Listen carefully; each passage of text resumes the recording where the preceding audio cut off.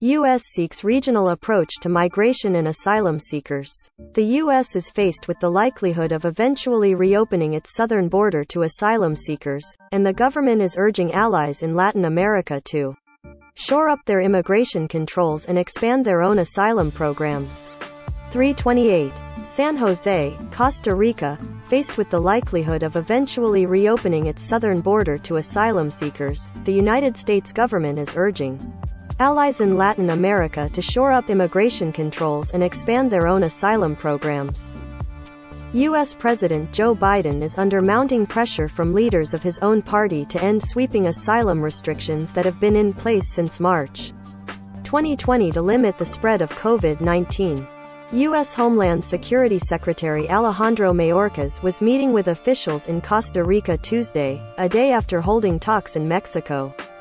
The support of allies would be critical to control a surge of migration when those restrictions are lifted. Both countries are key, having their own asylum systems and being transit routes to the U.S. for immigrants from South America and from outside the Americas.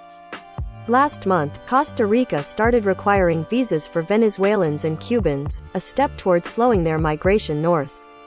Mexico already required visas of Cubans and added Venezuelans in January.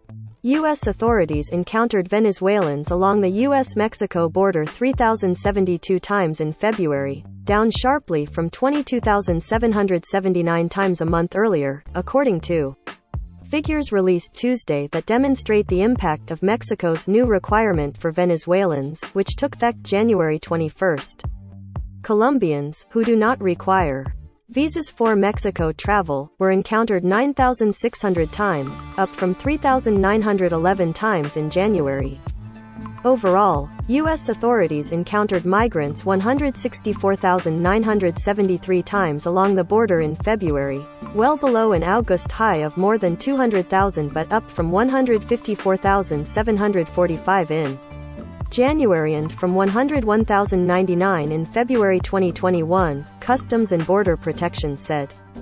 In his State of the Union address this month, Biden said, "We're securing commitments and supporting partners in South and Central America to host more refugees and secure their own borders."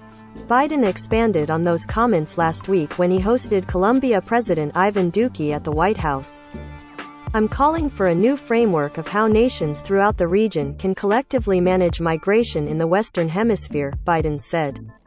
"Our goal is to sign a regional declaration on migration and protection in June in Los Angeles when the United States hosts the Summit of the Americas. Costa Rica, Panama and Colombia could be considered safe havens under a more regional approach to asylum," said Alan Bersin, a former Homeland Security Assistant Secretary for International Affairs who also headed Customs and Border Protection under President Barack Obama. "In order to bring the border migration surges under control, we should offshore asylum to other countries," Bersin said. "This kind of regional approach to migration is going to be critical. But even countries with relatively capable asylum systems like Mexico, Costa Rica and Colombia have been overwhelmed in recent years." Last year, 131,448 people applied for asylum in Mexico, nearly double the pre-pandemic record of 70,000 in 2019 and more than 100 times more than in 2013.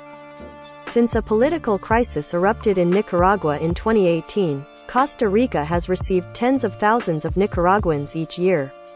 Costa Rica went from 68 and 67 asylum applicants in 2016 and 2017, respectively, to 59,450 last year, 89% of them Nicaraguan. Just in January, Costa Rica received 5,350 applications. Further complicating the moment for Costa Rica is a second round of voting for a new president on April 3 at a time when unemployment has reached 13.1%.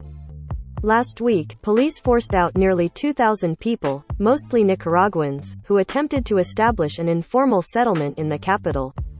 Colombia is hosting 1.8 million Venezuelans as a result of that country's political and economic crises and has offered them a temporary protected status. Panama, on the other hand, has very limited asylum capacity, handling fewer than 10,000 applications in pre-pandemic 2019. Mexico and Colombia themselves are still significant migrant-producing countries due to violence and a lack of economic opportunities. These are not necessarily countries that have the ability to absorb a lot of people that would need a lot of support, said Maureen Meyer, Vice President for Programs at the Washington Office on Latin America, a non-governmental human rights organization. Any solution should include not only strengthened asylum systems, but also alternatives for those who may not qualify for asylum, but still desperately need to migrate, she said. And the flip side is, as long as the U.S. has its asylum system closed to the majority of asylum seekers, it seems very difficult to incentivize other countries to do something that the U.S. is not, Meyer said. Late Friday, the U.S. Centers for Disease Control and Prevention lifted an order that had denied a chance at asylum for unaccompanied child migrants. The Trump-era Title 42 authority, named for a 1944 public health law, remains in effect for adults and families traveling with children. Tiziano Breda, Central America analyst with International Crisis Group, noted that currently tense U.S. relations with Guatemala and El Salvador could complicate the implementation of possible regional plans. A regional approach is what the United Nations High Commissioner for Refugees has urged, and it tries to help countries in the hemisphere build their capacities to absorb refugees and asylum seekers, said spokeswoman Sabila Brzezinski. But she drew a distinction with burden shifting, or not taking on the responsibility, but asking other countries to do so. The UN Refugee Agency has long called for the U.S. government to end the use of Title 42 at the border.